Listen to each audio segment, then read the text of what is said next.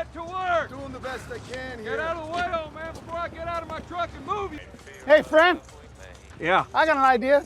Why don't you take his keys and start his car, and I'll sit in your truck and beep your horn, huh? This doesn't concern you.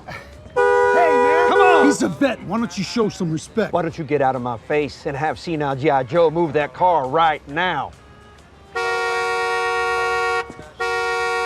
Tell me something, sweetheart. Is your butt glued to that seat, or are you just too scared to get out? Why don't you say that again? Butt, oh, it's not glued, huh? You're not scared.